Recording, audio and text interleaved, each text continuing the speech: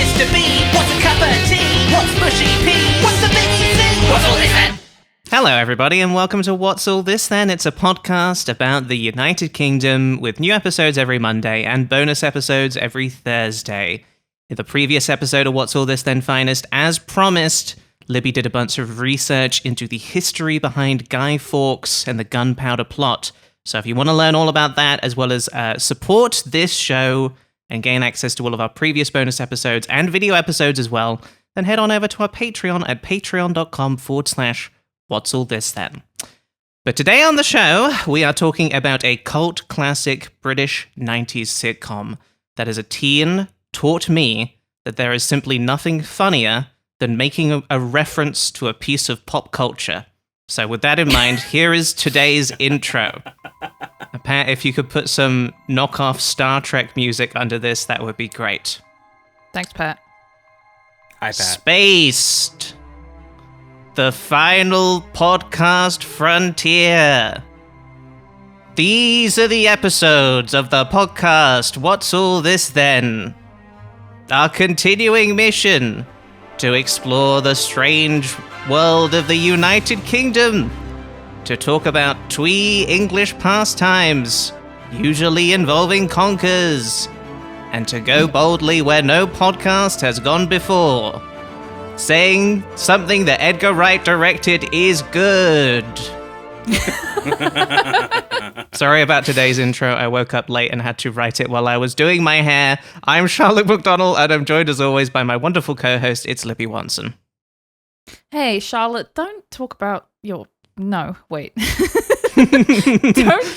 don't talk about my friend Charlotte that way, is what I was going to say. But it sort of sounded like I was going to admonish you for talking about doing your hair, which I would never do. I would never do okay. that. No, I appreciate that. I was thinking about how crazy it is that I didn't have time to do my hair in the lazy way today because I woke up late. Would that be So like I had to blow dry it and then sort of do it all nice and pretty, which is like more effort, but I had like less time to let it air dry. So that's what I've been going through today. Yes. Anyway, I did my best. I was doing the math lady meme in my head, trying to figure out how that one worked. But I get it. I often do this podcast with slightly wet hair. I'm willing to admit that. Right now, I would say my hair is 95% dry. But sometimes when we do a finest, it's just wet. The hair's just wet, Charlotte, and I don't care. You don't care, and I love that about you, Libby. Now I don't want to say that. And I love that you show up to the podcast looking like you put in absolutely no effort whatsoever. Yeah. I think that's so cool.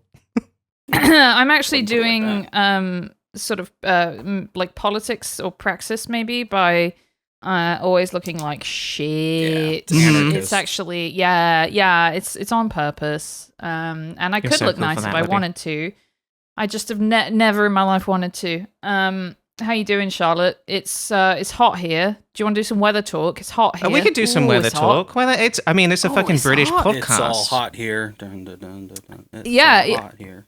Yeah. That's like 100. The thing that British people want to do all the time is say it's hot, or I hope it's hot, or it's too hot, or it's cold, or it's too cold, or it's raining, or it's gonna rain, stuff like that. It's our favorite things to say. Both Libby and our guest today, Rocky, you're both in Los Angeles, and you both came into the call saying, it's hot here. But it's hot. But is it just like a tiny little bit hotter than usual? Because I feel like in Los Angeles, it's the same all the time, basically. Oh, no. Yeah. Oh, no. You know, I'd say once it reaches the 90s, it starts to feel uniquely bad. Yeah. I mean, we're not in Arizona here. It's not 110 degrees outside, but sure. It sure can add to the annoyance of everything else that makes Los Angeles so perfect. So funny. Such a funny city. So lovely and perfect with no problems. It doesn't have any problems. No, it's I would say 90 at the end of October is a little unusual. Yes, that is weird. Unpleasant. And yet fire season's like in November here. And yet Yeah, I've never really been Yet. clear on when fire season actually is, because it is a little bit all the time It's to kind a of degree. constant. Yeah. The Kind of last stole that from Australia a little bit. Dropped some of their steeds. Well, first it was the Outback Steakhouse, and now this. When will we stop? It won't until we strip the entire thing for all of its goodwill and parts. Until Yeah. Demi Lardner is here in the States, we are not stopping. Yeah. That's what I say. Yeah, I'd say so. Do you want to hear about the weather here before we No. move on? No? Okay. Of course I do. No, of course I do. I'm kidding. No, I feel like you said what you really meant, and then you said what you thought No, you were supposed to no, say. no. No, it's fine. Nice. No, we don't need to know what it's like in Toronto. It's nice and sunny, but it's also I looked it up, 51 degrees Fahrenheit. We're looking at 11 Oh. Celsius. So I Oh, went out on so my walk this jealous. morning Want that. in a lovely that. jacket, and I got to Ugh. stay all cozy and warm, but sort of like still have the nice sort of like cool morning air. Oh, I'm so happy right now, and I've only just gotten back into walking as well. It's been so nice to be on my little walks Now here's again. a question, I'm Charlotte. so happy for you. That's awesome. Thank you. Yeah, everything's basically perfect here, so that's pretty cool for me. Did I ruin your walk habits with my visit? No. Now it did sort of coincide. Hold on. Let there we me go. think. I got out of walking because I just got depressed, is what happened, and I've gotten back into walking because I realized that actually the walking helps with that quite significantly. So I do need to be doing it.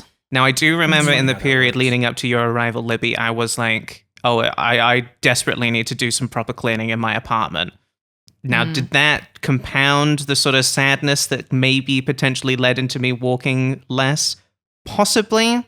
But I simply had such a nice time when you were here. And I will say, Libby, we did lots of walking when you were here, too. We did. So, We there's did that. lots of lovely walking. Yeah. So you're saying that Libby was the cause and the cure for your stress. That's yes.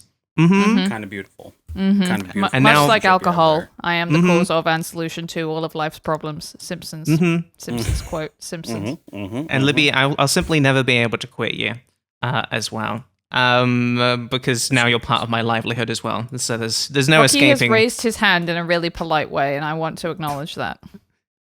Rocky? For the video viewers, I suppose. I was just testing that out as a communication system here for the rest Wait, of the what? episode. It's brilliant. Good.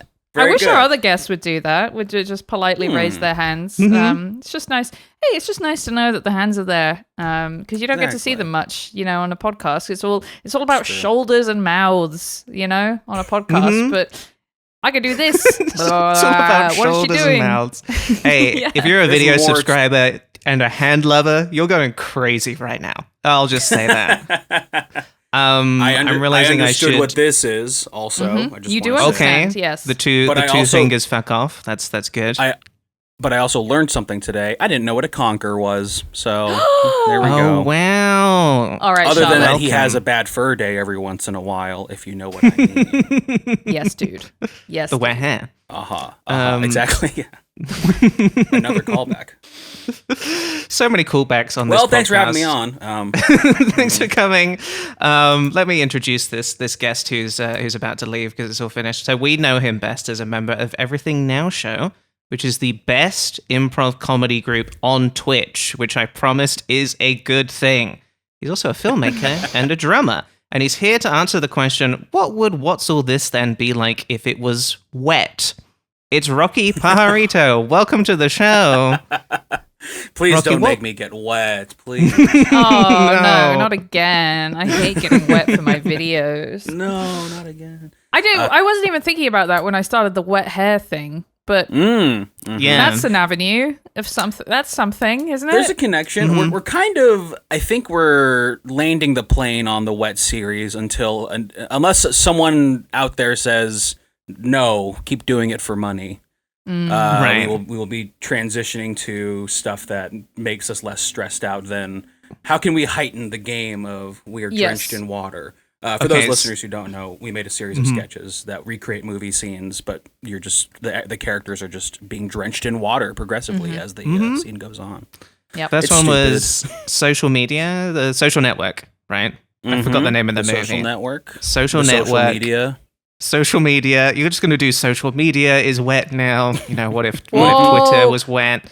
What that's if a whole... blue sky was wet, and instead of blue sky was wet? That's a it was trip. blue water, and it was Blue all water? wet? Well, it would be a grey sky because it would be full of clouds, which is of course water. So that's a crazy alternate world of Everything Now show where it's grey sky instead of blue sky. I mean, listen, they were really good. They were really good videos. You guys did a wonderful job. I did. There was part of me that was afraid that you were just going to become the wet guys now because you had so much success with the first one, and you rightfully continued with the series after that. It's a reasonable thought with some of the videos popping off for sure, but I'm glad it was that the keeping other me up at guys- night. I was lying in my bed going, "Oh fucking Oh, no. hell. I think they're gonna become the wet guys."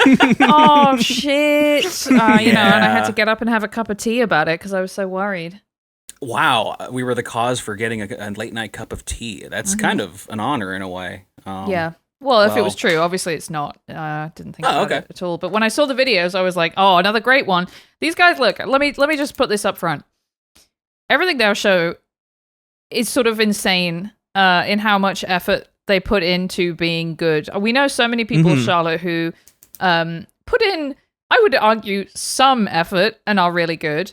Right. Everything Now show put in just like a fucking crazy amount of work into their talents and their Twitch stream, and of course their their sketches, their reels and shorts and stuff. They're just like I'm just kind of like a little bit mad at them all the time for how good they are at doing stuff that they're good at.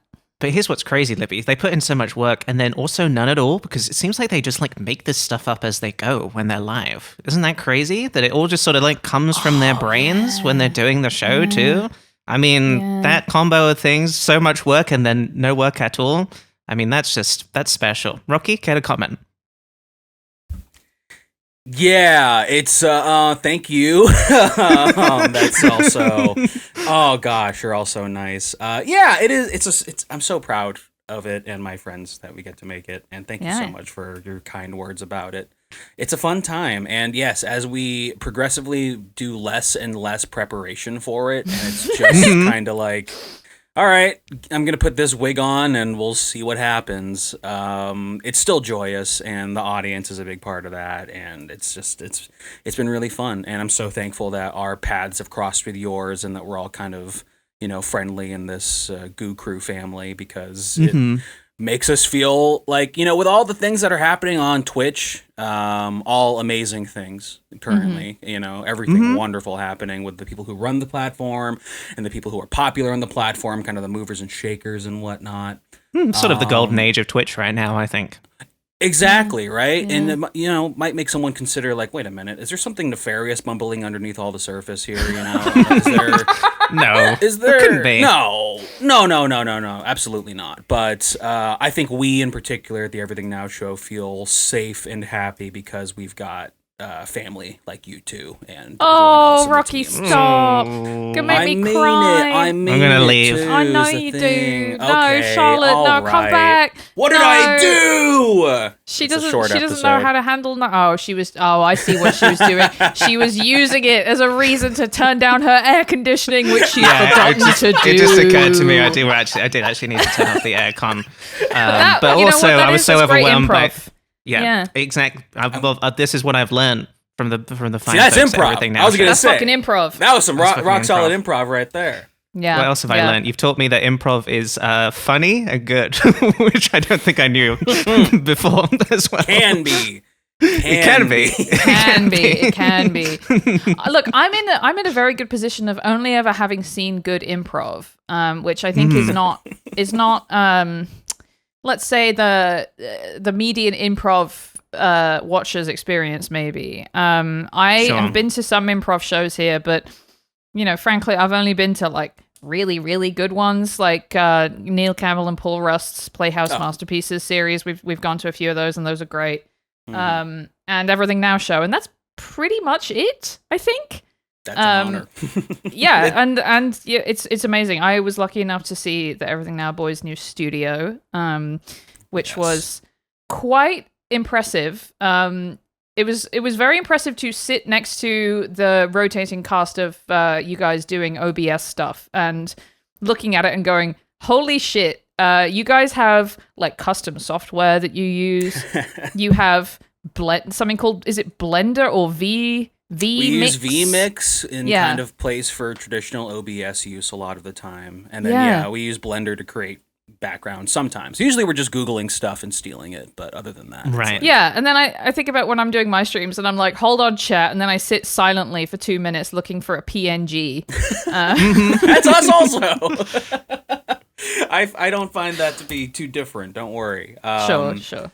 But yeah, it looks like chaos because I think we have developed some sort of like, unspoken languages a little bit to help us keep doing the show and stuff. It's wild. Yeah, it was like watching a fucking baseball team or something. Like you just like doing all these like signals and you just reading. It seemed like you were reading each other's minds or whatever. And I was just sitting there like, holy shit, these guys are fucking pros, and you are, and it shows in the stuff. But anyway, that's the praise out of the way. Oof, isn't that disgusting to say a bunch of nice stuff? I know. Let's say some horrid stuff. Yeah, let's get nasty.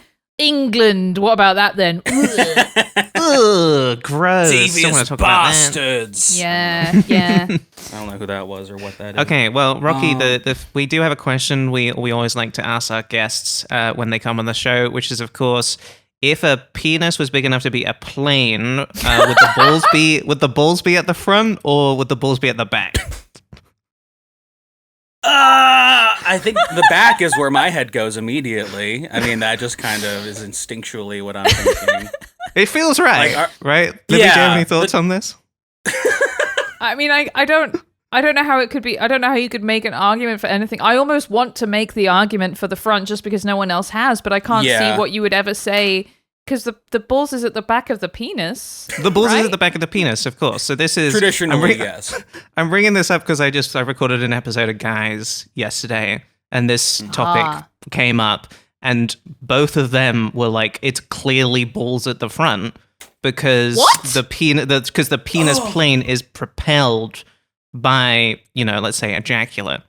So that was their thought, and I was like, no, the gland is at the front because that's the cockpit for sure.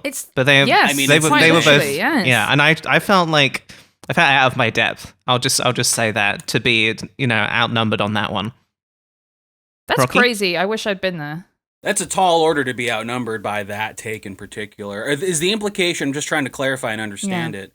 That the I suppose the product that comes out of the tip. That's why they call it cum.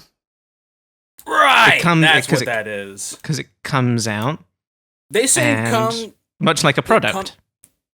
Right. Exactly. Yeah. So it comes the jet fuel. Is that what I'm kind of understanding here? It's like that's what they were saying. Backwards to propulse for. Interesting. Mm-hmm. Yeah, I can't say that's right, but I certainly respect their ability to, have that as an opinion. I'm never going on that fucking podcast again now that I've heard that shit. I was being very nice about it, but in my head I was like, I don't know what these guys are on, and it feels so weird to sort of like to be like that far outside of like the way that their brains work, that I simply couldn't really comprehend how that was the default. Anyway, Rocky, let's talk about the United Kingdom. Okay.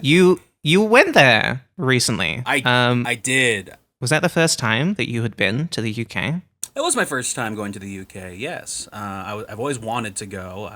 Thanks to shows like what we were talking about today and other media, it always kind of had a interest in going to the United Kingdom. And this trip, I was with my mom's family. They're all in the Philippines usually, and I don't usually talk to them or see them often because I'm digging my head in the sand here in Los Angeles. And so they like to go on yearly cruises, and this one I managed to get some time away and spend some time with them, and we got to just mob around with 20 Filipino people around the UK, from London to Southampton, and then we got on a cruise ship for 15 days. Whoa. Going around Ireland, Scotland. That's kind of it. And also more England. And then we went to France for one day. We were in Le Havre for the last trip of the thing, and that was the scariest of all because they have another language there that I do not understand. Yeah, Yeah, I don't have anything. I don't personally have anything to do with that. That's none of my business. Look, what they're the French just your are saying to neighbors. each other. Yeah. Exactly. They let them do their own thing. It would almost be kind of eavesdropping if I understood what they were saying to each other. It would be rude, probably. Yeah. Yes. Yeah. I have to say, it's really, I can't quite get over the hump of the notion. I have this notion in my head. I've never been on a cruise. That what you do when you go on a cruise is you go somewhere like hot and nice. So the idea Tropical, of going on a sure. cruise around the United Kingdom is very strange to me. Did you enjoy? Was it? I mean, it probably was quite chilly, but I like a boat. Did you like the cruise aspect of it? I guess I'm asking first. I am. Yes, I am generally a fan of the cruise aspect of anything, I guess, in life. Anything that reminds me of a cruise. Anything that has any similarities to the amenities of a cruise ship, I find enjoyable and tickles my fancy a little bit. Sorry for using that phrase. Yeah, This is I a get safe you, space to tickle your you. fancies. It feels appropriate. No other podcast would it feel okay tickling my fancies out in the open like this. But I did listen to your podcast a lot while driving around the UK. Stop. So that was kind of no, a you thrill. God. didn't. Yeah, I That's so did. nice. Yeah. Were we doing some of the but- tickling, perhaps? Yes, you do. Yes, indeed. While I enjoy a cruise ship breakfast. But no, the lack. Oh, I have to hear about the cruise ship breakfast, please. Look, I mean, the great thing about a cruise ship, it is just kind of this mini melting pot. There's a lot of Filipino staff, so my family and I felt very at home in a weird way. Wow, I had no idea. I know, right? So I got free sodas. I'm not going to try and out anybody for that, but That rocks. yeah, that felt really good. That felt earned in a weird way. I just had to turn up my Filipino accent a little bit and act more like a helpless child, and they'd be like, "I got Holding you, a big don't lollipop. worry." Exactly. Where's my mom? Yeah. Where's water? Yeah. Yeah. The breakfast was great. Fluffy eggs every day, crispy bacon every day. I don't know. It's Nice. a way to live, certainly, but and I saw this in like the book your next cruise section of the cruise ship. But could you imagine living on a cruise ship for 55 days out of the year? Oh boy, That's a lot of days. It's a lot of days. I've never been on a sea. cruise ship at all. I've never cruised. That I've been on a ferry. But the longest ferry was like 4 hours going from Dover, I want to say, to probably Le Havre as well. sure. That is a long ferry ride. It's a long ass ride. Yeah.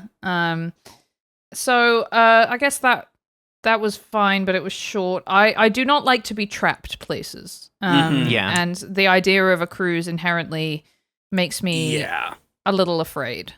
Definitely. I did find myself walking around in circles a lot, but I was also maybe the most fit I'd been in a long time for that reason. Much like a tiger at the zoo. That's how they stay so lean, is through their pacing and their misery. Absolutely. I think that's exactly how I felt. Mm-hmm. I think I went on a really big ferry once that I feel like maybe even could have been a cruise ship that just wasn't being used for cruise purposes at the time. But I do remember it had like a cinema on it, like one cinema screen, and it had like a full arcade area as well, which was extremely cool. I remember playing like a Tekken arcade with my friends on the ship, and I was like, this kind of, I could maybe do that. I think I would go a little crazy, but I've had the thought before of like, I don't like being trapped. But then I was thinking realistically about the fact that I spend so much of my time having completely trapped myself in my own apartment that possibly I actually am more fine with being trapped than I would be laying on, I guess. You'll surprise yourself with how comfortable you would be living on a moving mall across the ocean. I like a mall. I do. I love when the you were mall describing it, I did sort of think this sounds like floating Las Vegas. A little bit. Just a little bit. To me, having been to Vegas twice, but neither time for fun or gambling purposes, or resort or anything, I do sort of feel like that has its own sense of being trapped in imminent danger. This is wrong. This shouldn't exist. I need to go. I need to get away. I am looking into the black heart of the universe right now. That kind of thing. 100%. So I can relate to that. Yeah. It's to the cinema and arcade point, I spent too much money playing Big Bug Hunter on this trip. I just kind of, whenever I would feel a pang of like, I need to not be surrounded by so many people, I would just run to the arcade. And also there was movies on the boat, which I watched a lot because I love movies. And they also would do movies on the Lido deck, which is kind of that big Fiesta deck on top. So there's this like massive screen blasting out a movie while everyone's like, eating pizza and running around and vomiting and screaming at each other and stuff. And it would be like movies like Oppenheimer. And like it was really funny. It was a wide variety, but I did want, because I saw the schedule and I was like, I am going to watch Oppenheimer from a hot tub. And I'm going to take a picture of Grant Crater from the Everything Now show when he appears on screen. And I did. So I'll send a picture of that later on. That is Nolan's intended way of watching it. You've got to watch it on the 75 millimeter from a hot tub on a cruise ship. That's the way he always wanted it. Exactly right. It's been brought up before. I do still like the idea of a goo cruise. I mean goo cruise. The goo cruise. I like that a lot. Could be nice, I think. Now, is the idea here that we sell tickets to viewers? Okay. This is not a Weezer cruise. This is my ideal cruise. situation. Like the ideal way I want to hang out with my friends in the goo crew. I'm just going to be completely real. Is I want to be in a situation where we cannot do work. I want to actually just hang out with my friends and not feel any pressure to be like, we need to be podcasting right now. We need to be streaming. We need to be utilizing the fact that we're all together for content. I want to be in that hot tub with the Everything Now show boys. That's watching Oppenheimer. That's the ideal situation for me. Rocky, go ahead. There's a lot of great activities on the board of the boat, I feel, so that any second you feel this, like, do I need to start recording everyone's voices right now so we can turn this into a Patreon tier reward or something? You can just kind of slap yourself out of it and be like, I'm going to get free ice cream now, or I'm gonna go play pickleball. I would say my thinking about the Goo Cruise is that I know there are some really big cruise ships. There is not a cruise ship big enough on the planet that I think would be big enough for me to feel like there is enough space that I can get between me and the rest of the Goo Crew when I need to. You want to escape. We're going back to the being trapped here. That one I can agree with. Okay, that's a lot about the cruise. To talk about your favorite bits of being in the UK itself, Rocky. Sure. What did you like? Highlights. I particularly loved. Well, I would love to spend more time in London. I had a ball. Yeah. One night I got to kind of go around on my own. I was looking for a barcade to go to, and I found a great one. And that was a really cool time. I got to talk to my Uber driver, and he was excited about Los Angeles, and he was like, "Yo, it's like GTA over there, isn't it?" I'm like, "Very, very literally, sir. Boy, oh boy." It really is, though. Yeah. I remember, this is a quick aside, I used to give tours at Paramount Pictures, and a child who was very obsessed with being on his phone and video games and stuff, every 20 minutes would just kind of exclaim, like, "This is in Grand Theft Auto 5." And I'm like, "Yes, you're absolutely correct, it is. Yes, good for you." That's so nice. I mean, here's the thing: is the first couple of months I lived in LA, I was that child. I was saying, "I remember that building. I remember this parking garage in Beverly Hills is the one that you can do a stunt jump off in GTA 5, and it's quite a hard one, and it took me a few tries." That was me. And there's nothing wrong with that. I can relate to it. Now I'm going through my little photo album here, but I loved Southampton. That was a oddly picturesque experience, just kind of being on the beach, surrounded by folks who were just, I don't know, happy to be there, I suppose. And there's also just like nice little like, not villages, but just like seaside city. Hated the villages. Not the villages. Hey, the villages. Yeah. Yeah, don't get me started. No, but and then here's my one hot take. I had an awful time at Buckingham Palace. Let's go. Okay. I agree. I so agree. It's, I guess if you're there for the event, like any tourist would be, they probably all just make it very insufferable and hard to move around in general. Yes. But yeah, that was quite the experience of, and also there's 20 Filipino people who are all having their own different ideas of what we should be doing. So I naturally want to run away and be by myself as well a little bit. Sure. But yeah, I didn't love standing around Buckingham Palace for 2 hours. That's just a personal. 2 hours? I would say Buckingham Palace is like a 5-minute activity. That's a drive-by type situation. You go and look at it, and you go, "That's Buckingham Palace." Like maybe the guards are out there, or they're not. You maybe think about taking a picture with one, and then you don't, and then you're basically done. Yeah. Go I felt like I got all I needed somewhere out else. of that. Exactly.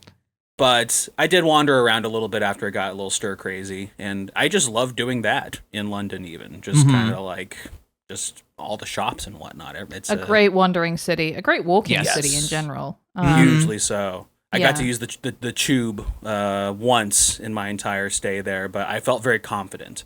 And that was a fun experience in itself too. Isn't it so nice to blend into a crowd of people who are all using the tube, and you are by yourself, and you're just part of them? And even if you're not 100% sure, business.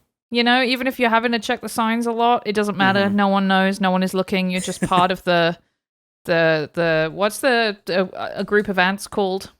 Colony, I guess. Yes, a colony. Yeah, a colony. I think that's a good way to put it.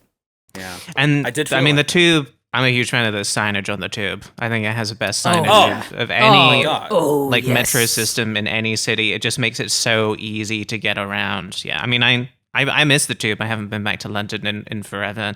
I do miss that. Knowing you're a movie guy, I would have. I should have thought to recommend that you go to the Prince Charles Cinema. I don't know if that was on your radar at all, but that was always one of my favorite places to hit. That is the place I went to go to see The Room screened on in the cinema, and we all had our plastic forks and spoons to I guess it's just plastic spoons to throw at the screen, and had a wonderful time.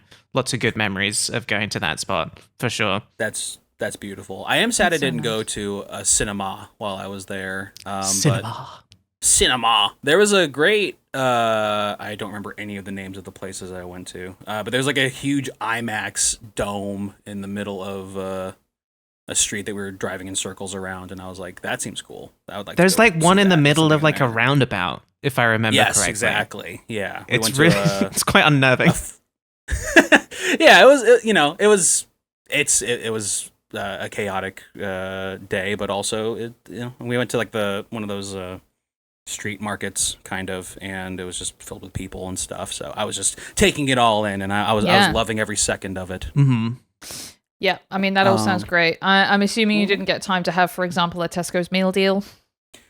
I did go into a Tesco's a couple times, but I did not even touch a freaking sausage roll. What the hell's wrong with me? What's going on? I know. I went inside of a Greg's like twice, and I didn't do shit.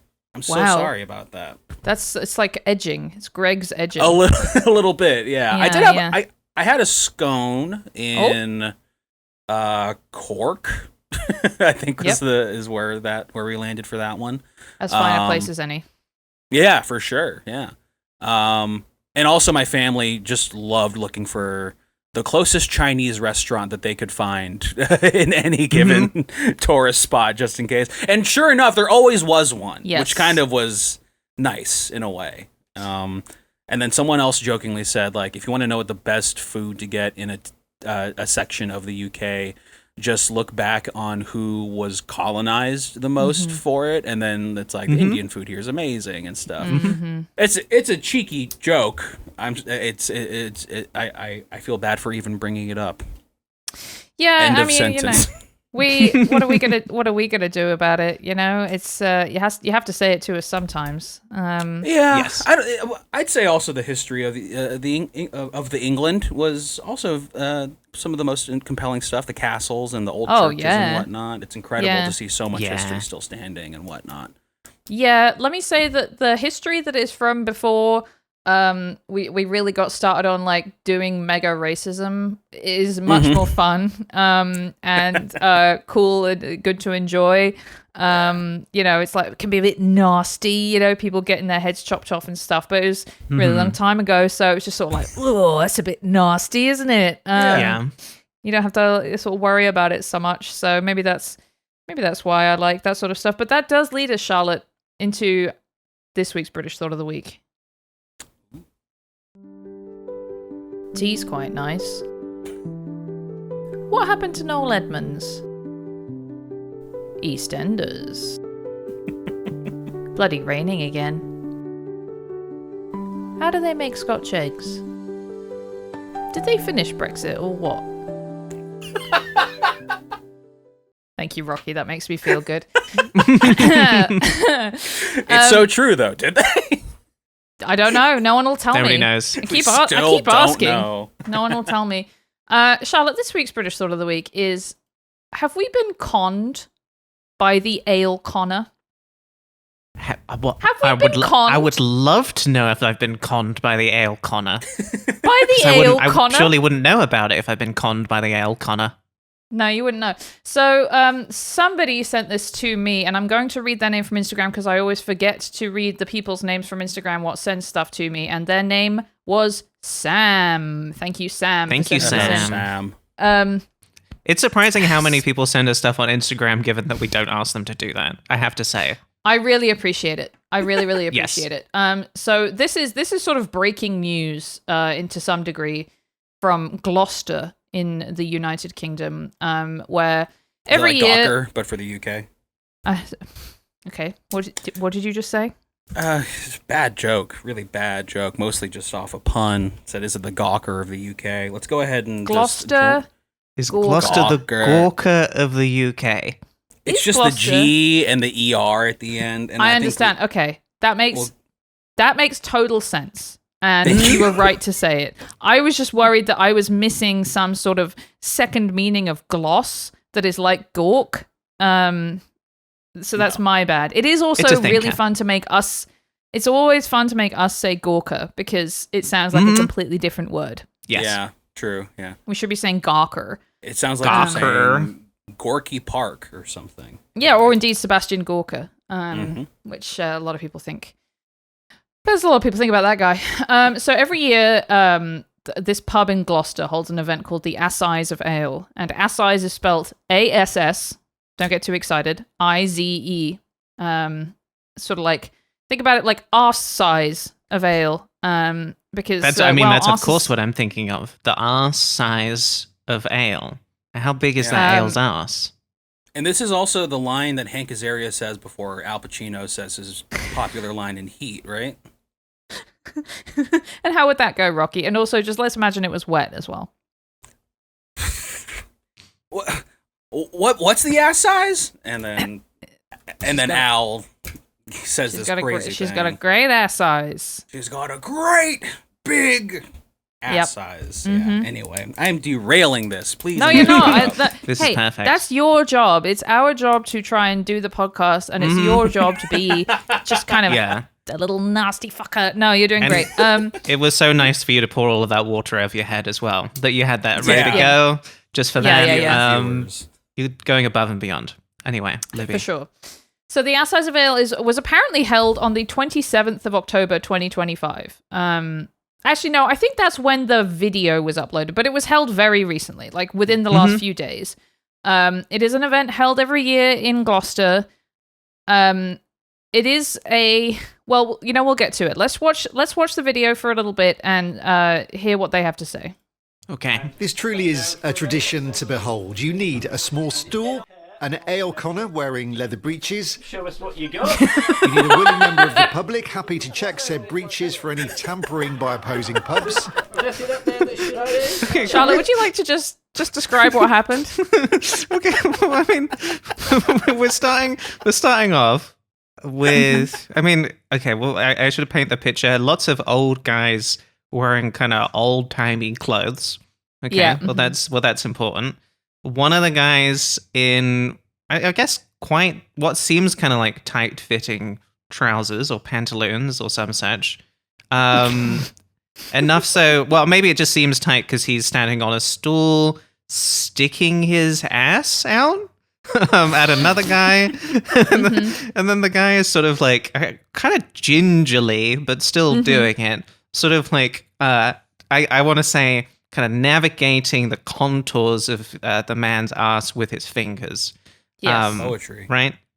Yes. And then some cheeky bugger from off screen says, "Nothing up there that shouldn't be, eh?" I did miss that. Yeah. Really like that. And with an all clear on the breeches here, the last thing you need is the beer. 2, 1. 3 minutes later, we'll use a bit of TV magic for that. If the beer sticks to the breeches, it's bad, and the pub will be shut down. It's a nervous moment. 1. Ooh. Okay. There was a bit of stickiness, but the beer is good, much to the relief of the landlady. I look forward to it every year. Yeah, it's just a bit of fun, isn't it? It's just a bit of fun, isn't it? We're a historic city and it's a historic event. Do you ever get nervous that you might fail the test? Oh, every year. It's like, yeah. But this man drinks in here, so he knows we have good ale. Oh, scandal at the ass size of ale. Any accusations of bias were swiftly denied. Okay, can we pause again real quick? I wasn't paying attention to what they were saying in the audio clip because I was obviously just quite fixated on what I was saying, but I do feel like I need to describe. Poured some ale on stool. Yes. Sat down, I think, with some force on the ale as well. You gotta It's plop quite a down low little stool. bit. Kind I of will a- say it's A pretty low low. stool. Yeah. But I guess you want to sort of like, you want to go down with enough force that if you were going to sort of like have the ale as a sticking agent, that there's, you're sort of, like the fabric of your trousers is sort of like clinging to the stool underneath. That's sort of like the ideal. Little bit of a splash as you're coming down as well. Yeah. And then just sitting in the wet spot for 3 minutes. That's right, yes. Right? Okay. Yes, that's exactly right. This is an allegedly medieval, and we'll get to that, an allegedly medieval practice that was resurrected in 2003, whereby the ale conner tests the quality of the ale at a pub by sitting in it for 3 minutes, and if his leather breeches stick to the stool, it indicates there's too much sugar in the ale, and thus it isn't good, and he's got to shut it down. Let's just watch a little bit more of Merrier this. as the day goes on, tall Gloucester's pubs. Ooh. He sat down and he went, ooh. The splash and the noise is crazy. There is Everybody's some in ale costume. that takes place with the Sheriff of York, and when I found out about that, I thought we should bring it to Gloucester. When I spoke to the late Peter Arnold, who was the 500th mayor of the city, he told me all 500th about this mayor, particular Jesus. way of doing it with the ale conner and the wooden stool and the leather breeches. Now, quite where Peter got that from, I don't know, but he was a very knowledgeable man, and I'm sure it's based on real facts and has got some genuine historical integrity, even if it. Here's the thing. Well, he's sure it's based on real facts, Libby. So I'm interested to hear what you have to say in like what your rebuttal could be to that, because Well, he heard from his mate. guess that what? It seems to be true. Guess what, Paul? I've done 45 minutes of my own research, and Wow. so it does That's why seem. the show rocks. And I will not be doing any more. No, so I could not find. I did look at, I would say, 5 or 6 articles, books, and newspapers from the early 20th century, and I could not find any reference to the sticky pants test that was older than 1903.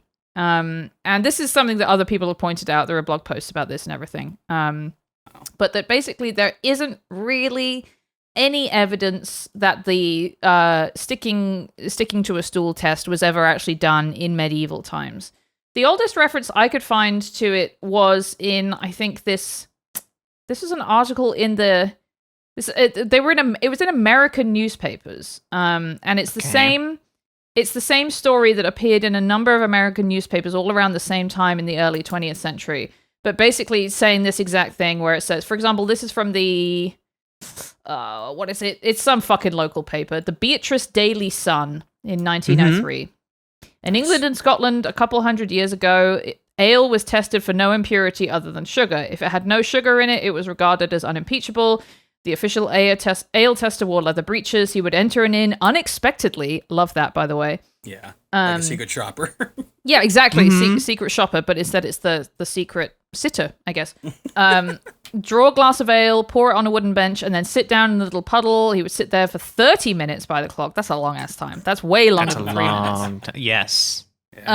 He would converse, he would smoke, he would drink with all who asked him to, but he would be very careful not to change his position in any way. At the end of the half an hour, he would make as if to rise, and this was the test of the ale, for if the ale was impure, if it had sugar in it, the tester's leather breeches would stick fast to the bench.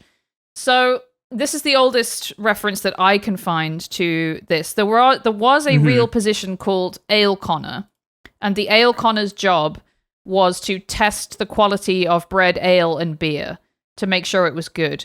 But they did that the way that you would expect, by tasting it. By having a little sip and saying, that's good, or saying, ooh, that's not good.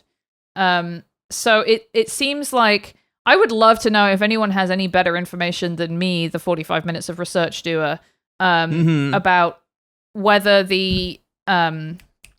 whether there is any source of this, or this particular thing. It's very interesting to me that this appeared in 2 local newspapers in the US, and then also in Harper's Weekly in 1912. So this story seems to have been circulating in the early 20th century somehow. It must have gotten printed somewhere as some like little cheeky thing, and then just kind of, some book of novelties or something, and then appeared. But I can't find any evidence that it was actually a medieval practice. I guess I am wondering, does it work?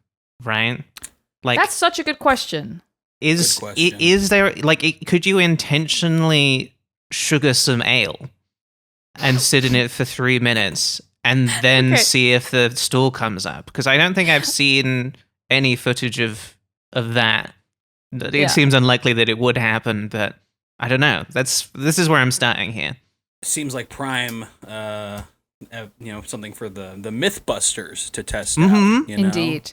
Oh my God, you're so right. We need them more than ever. I do sort of think it would be fun to pour out like a Mike's Hard Lemonade or something on a stool and sit in it for half an hour and see if my bum sticks to it. That could be fun. Yes.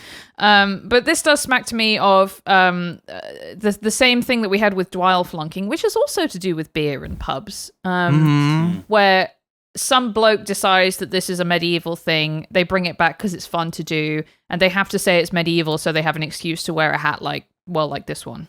Mm-hmm.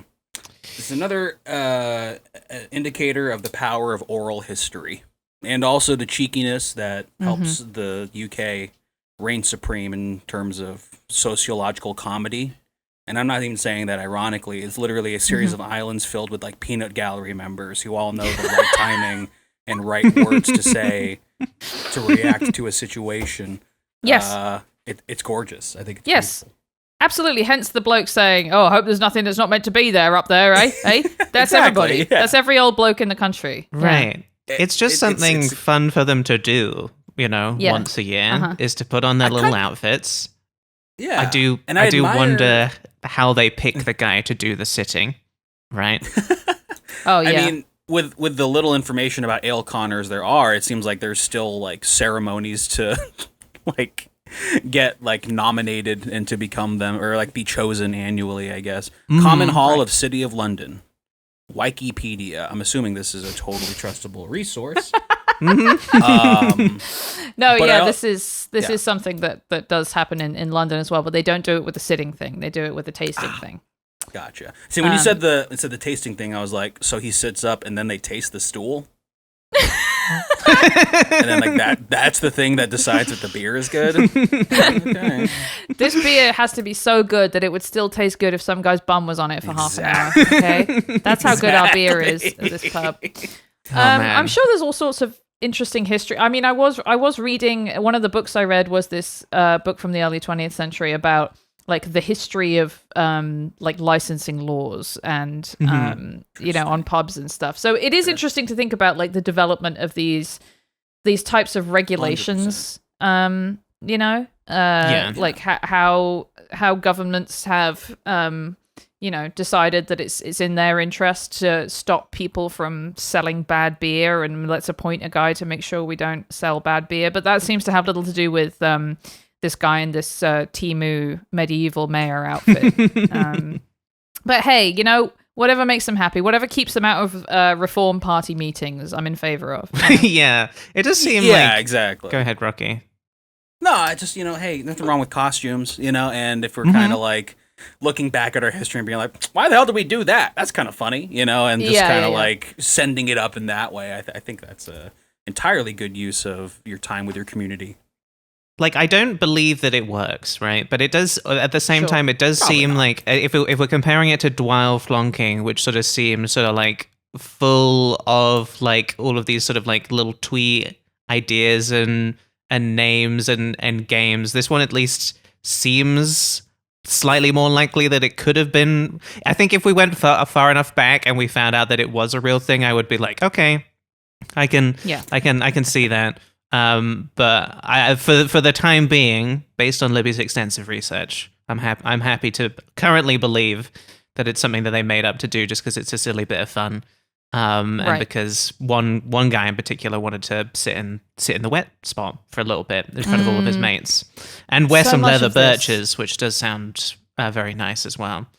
So much of this is always traceable back to one pervert, isn't it? Yeah, justifying one person's kink. Yeah, exactly, yeah. So we have our compass here of British Thought of the Week, silly activities from harmful to harmless on the y-axis and wonderful to stupid bullshit on the x-axis. I would say this is much like Dwyle Flonking, but more harmless. I would say that this is totally harmless, stupid bullshit. Yeah, I wanna sort of put it like, all the way down at the bottom next to harmless, because I mean it really there's no issues here at all. Other than, I guess, there was one video that you sent when you pitched this, Libby, of like them going around the pubs and just like all of the people at the pubs like having absolutely no interest in what was going on. And that part of it is just like, it's harmful in that it would just like kind of be annoying when you're just like at your local Weatherspoons just like trying to get shit faced and there's just guys around being like, hear ye, what we're doing is important. Yes. Like that would, I'm moving it up a little bit from harmless because it's, it's annoying. But I'm not putting it as far into stupid bullshit as Dwyle Flunking as well. Yes. I think just because it's not quite as annoying in that way. Right. So that's where it's landing for me. Rocky, does that feel about right to you? Let me see the final. I just had to look up Dwyle Flonking for myself. Sorry. We didn't talking even about explain what that is. Just no, it's good. I like knows. that. It's something to discover for myself.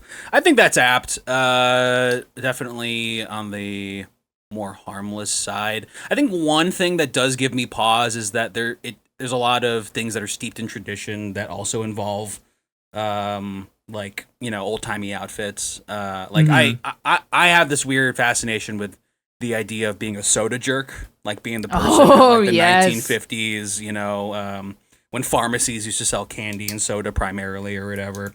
But then I think about that, and it kind of feels like it's rooted in some sort of like conservative, slightly shout out Coca-Cola Zero, something about like don't we miss the old days? And then you being like, what do you mean by that? How long's your list about what made the old days so good? 100%. 100%. We talked about this, and we talked about this with the Chap Olympics, especially where it's like all these blokes who dress up in sort of like somewhat old timey, but not that, like 20th century posh bloke attire, and I don't know, there's something a bit weird about it, but it's all fine.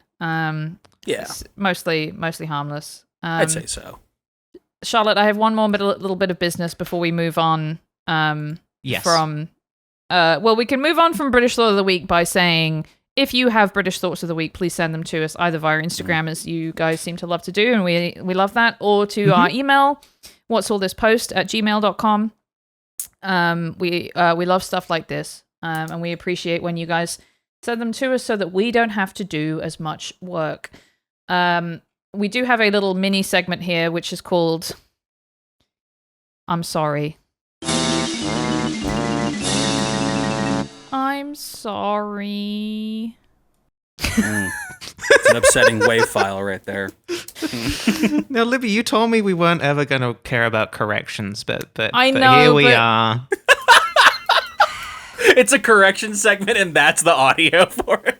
Yeah. That's really good. It's really good. I actually do love this. Something Sorry. about this one just hit me as I gotta apologize because it just seemed like such an egregious error. So on the episode with Ricky, which is now 2 episodes ago, where we talked about Bonfire Night, I mentioned the and I'm sorry to have to bring this up again, but it's a horrible racist.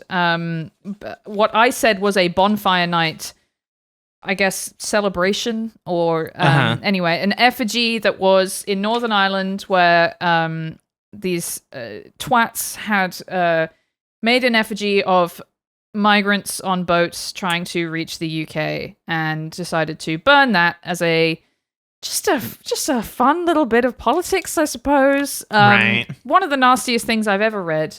It turns out that was not a bonfire night celebration, but a special, different bonfire night that loyalists and I don't want to say the wrong word here. I guess Protestants, but in very like Protestant loyalist parts of Northern Ireland, have every July to celebrate the Protestant King William beating King James something. I don't know. I can't remember which one it is. Those twats, though. Right. Okay. That's great. Hey, So Good it's not, clarification. that one is not Bonfire Night's it fault. just wasn't It is- Bonfire Night. But then you were It's also, not that was one of Bonfire those things I know that was just in your brain and you were researching it in real time for that one because you were also feeling Yeah. bad that you didn't know all of the history yet because you were also busy because Ricky was there. It's a whole thing. Hey, Libby, everything's okay. You're okay, Libby. I'm Everything's sorry. fine. Play the song again. I also I guess I wanted to just take another second to say fuck those people. Yes. Agreed. This is something that happens in Moigashell in Northern Ireland, and this just seems like an utter bunch of cunts. So fuck those guys. Hope bad things happen to them. But I'm sorry I said it was Bonfire Night when it wasn't. Should we do our main Bonfire topic? Night, catching strays. Yeah, let's make exactly. I don't want Bonfire Night to catch strays. I just want it to catch the appropriate level of criticism, which is a bit weird, isn't it? Bit weird. Anyway, Exactly. let's do our main topic today, Charlotte. Okay, so our main topic today is Spaced, and Rocky, you were the one to bring up Spaced. This is and then Libby, importantly, this is a TV show from the 90s, as I mentioned at the top. And I think me and you, Rocky, when you brought it up, I was like, okay, that's a really good one. It's definitely one we should do at some point. Very foundational for me, sort of like as a person, I think, watching Spaced for the first time, sort of informing a lot of what I thought was good, like right off the bat. And then this feels like it's the opposite side of the Blackadder episode because Libby had never seen Spaced going into this. So, Well, Libby? I'm pretty sure that I've seen some bits. Okay. But nothing that I could put together in my head. I couldn't remember, a joke from it or anything. I just knew it was Simon Pegg and Jessica Hynes. Nate And Stevens. yes, and what's his name? Mark Heap, who I adored in Green Wing. But one day we'll do a Green Wing episode, because that one I loved very much. But no, I never. It was one of those things that had been recommended to me by people whose tastes I trusted enough to know that it would be good when I watched it. I just had not gotten around to watching it. right. Respectable. Okay. Yes. That makes sense. But yeah, Rocky, why did you want to talk about Spaced? It's also a very formative show for me. I kind of watched it over and over again. God bless the British for making short seasons and not making a lot of them. Yeah. It makes things feel more special, you know? Yeah, it kinda makes yeah, them feel like much more I'm a big contained. supporter of it. Yeah. 100%. I mean, and I, these days I've been lamenting the loss of like the 22 episode American TV show season, but no, when you do these, it's like, it's so tight and so considerate of its entire, like, its use of each episode and all that kind of Yeah, stuff. yeah, There's yeah. a reason it's an institution. And also, I'm always tickled by the fact that, and maybe I don't know if this is just kind of like oral history that I've kept up in my head over the years, but the notion that like British theater has a very important emphasis on sketch comedy and comedy in general as like part of its, approach to the art form and everything. Yeah. So when I was a young teenager and when I saw Shaun of the Dead, in like 2005 or 2006 or something. Yeah. And then I kind of stumbled upon Spaced. I mainly remember it was an episode where they play paintball, and that lines up with being a 12-year-old boy, Yeah. And so from that, I was like, these guys are my favorites. They talk about dorky stuff that I like, and all their references, even though I don't get them right out of right off the bat or whatever. The reverence with which they're giving these references almost gives you the full effect regardless of knowing what they're referencing. Yeah. Totally. So in itself, it's like I'm getting this like comedy feedback that is so unique and funny, but it's also steeped in history in a weird way. Yeah. That's respectful and nerdy, and then that's a part of me that maybe tries to quiet down as we reach the 2020s when everyone's kind of screaming at each other about media and what it means to each other, everything and stuff. But at the time, you don't remember any jokes from this show. I remember line reads from this show. I remember line reads from characters who are not recurring. And I've learned about the actors in this show because I listened to the director's commentary over and over again when I was in middle school. So I learned a lot about this show, I think, and the people who made it when I was much younger. And Edgar Wright's still around. He had a huge impact on pop filmmaking of the 2000s. Rightfully so in a lot of ways. A lot of arguments can be made that his work without Simon Pegg is less effective or whatever. That's boils down to taste at a certain point. But I mean, there's no denying the fact that video essayists made videos about Edgar Wright's movies, and all the Hollywood filmmakers watched it because they were being insulted in the video for all the bad work they're doing and being like, look how this guy did it. He's doing his homework. He's smart. He knows whatever. And not to like gatekeep or anything like that, but he was just playful and he had good influences and he tried shit and everyone was like, that is so cool. And it was so long lasting.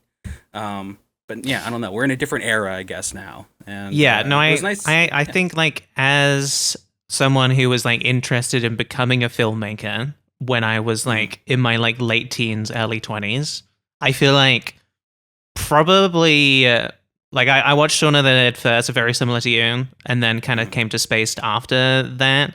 I think I could probably say that I wanted to get into filmmaking because of that, because of like Shaun of the Dead.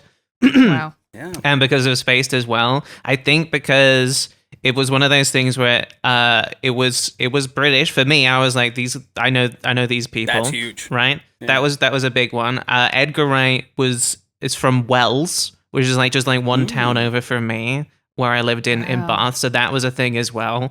And then with Spaced, it kind of felt like it feels YouTubey to me now when I go and watch it, right? Because totally.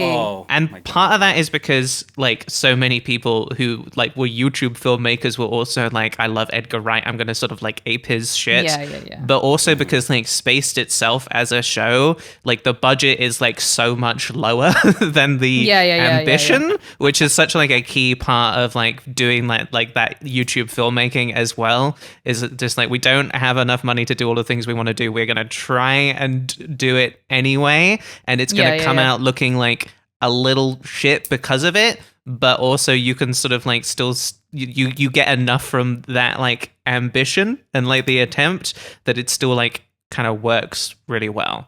So that's kind of like high level with me, like just like this whole the Simon Pegg, Edgar Wright, Nick Frost sort of like era for me. That's kind of like what got me into filmmaking initially. I don't know now if I have the same fondness just for that kind of group as I used to. Sure. But definitely for the show, I think I do. because it was so short, I did watch the entire thing in preparation for this episode, so I'm happy to talk about that at length. Hell I yeah. didn't. Okay, I'm sorry, and that is but I and did Libby, watch and some. that's fine, and that's Thank you so completely much. fine. Everything's okay. Thank you so much. I I'm really What did you watch, sorry. Libby? So I watched 3 episodes. I watched the one you mentioned about Robot Wars. Fantastic. I watched the one where they have to get her dog back, and I watched the rave one. They were all really fun. Okay. What a Those great are show. Great flagship episodes. I probably would have steered in that direction as well. I was watching with my girlfriend last night who did not watch it ever. And I was like, yeah, rave episode, anything with the dog, honestly. Yeah, So but there's good like picks. you guys were talking about Heat earlier. I did see that there was like a music drop in that episode where they steal the dog and they have to rescue the dog. That is from Heat in particular. I don't know if you picked up on that. I must not have been paying proper attention, but I will have to go back. But that is like a key aspect of this show in particular. Is they're always making those crazy references, aren't they? There's always a reference to a thing that we know and love. And I do. Yeah. I think if I'm gonna sort of go again back to sort of like my like early like getting into filmmaking, trying to figure out what is good, I definitely did instill that thing in my head of like, okay, cool, knowing stuff and referencing it is enough to be cool and interesting, which I don't think is what they were trying to say, but that is the lesson that I learned definitely when I was younger. I'd say many learned that lesson as well. Maybe not for the best outcomes, but hey, here we are. Look, I'm a big fan of, and have long been a big fan of media where it makes a lot of references and I don't understand what they are to, but I still find them funny. Sure. The Simpsons. two primary examples. Yes, two primary examples being Simpsons and Mystery Science Theater. I find so much of that stuff funny, and especially Simpsons because I watched it as a kid, and so many of those jokes are baked into my brain, and I am still learning what some of those references are. It's also just, the jokes themselves are just the funniest fucking things ever. So I'm definitely appreciative of the reference, like something that has a lot of references in it. My thought when I was watching this is this is like a proto Peep Show. Sure. Okay. I can see that. I can see it must have been so influential on Peep Show because it's a similar but not exactly the same dynamic, but is conjures the same sort of feeling, if maybe a little bit more grungy, of what it's like sharing a flat with some other broke people when you're in your 20s.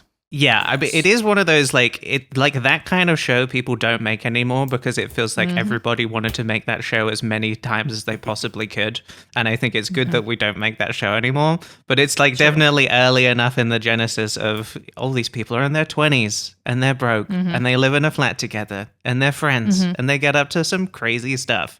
Like that as a format, I know people would just like balk at trying to do that anymore, but it's fine. When it's in the 90s and no one was really kind of like telling. I guess one of the things that I kind of felt when I was watching it is like I enjoyed watching people do a show who I felt like were, because when we were talking about Blackadder, right, which I very much enjoyed, the thing that I was rubbing up against was like it's the Oxbridgeness of it.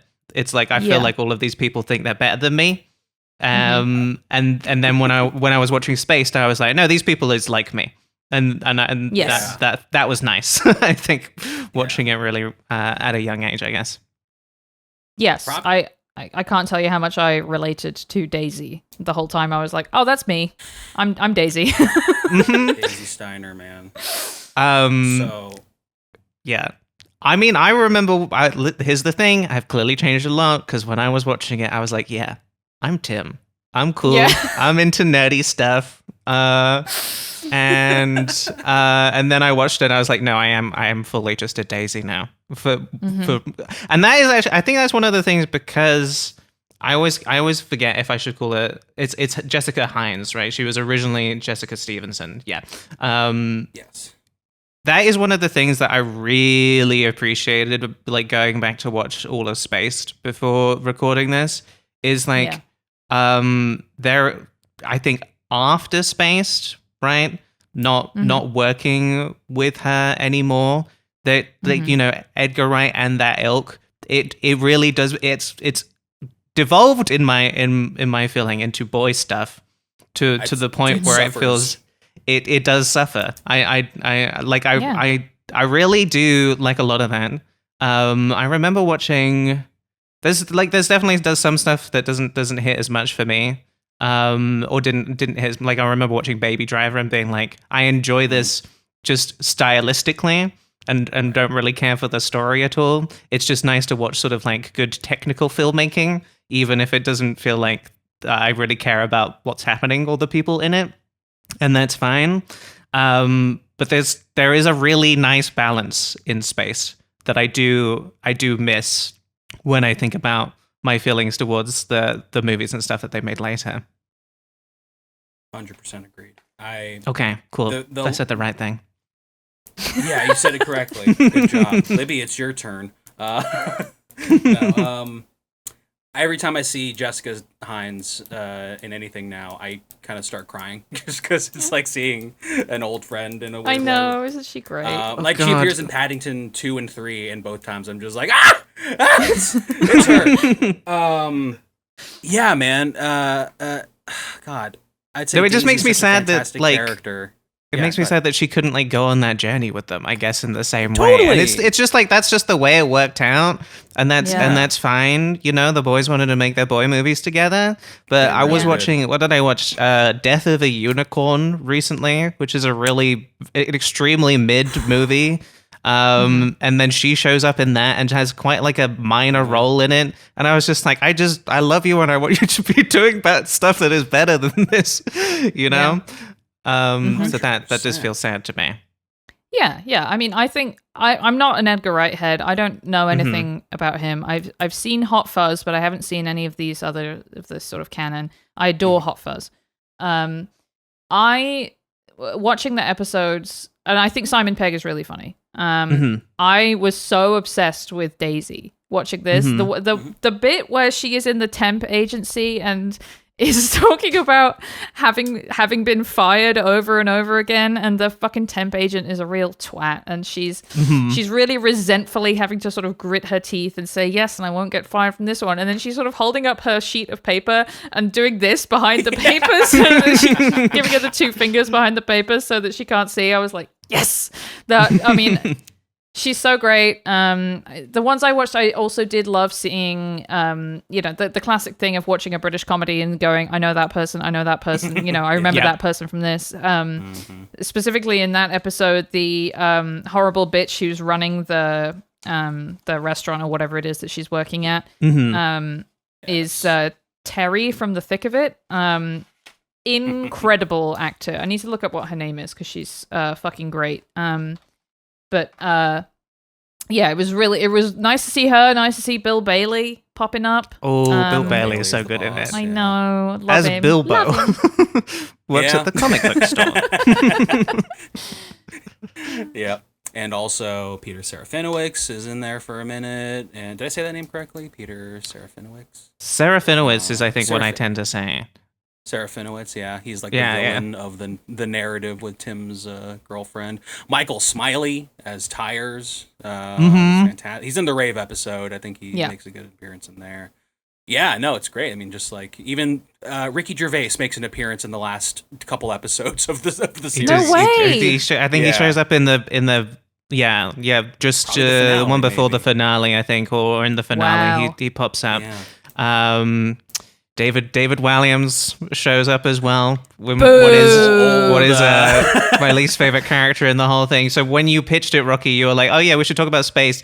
I feel like there's a transphobic character in there somewhere. Maybe we shouldn't do that. And then I had completely forgotten about it. What I remembered when you brought that up is I was like, "Oh, isn't there like a scene where like Simon Pegg's character like puts on some makeup or something?" I was like, maybe that's what he's referencing. That would be fine.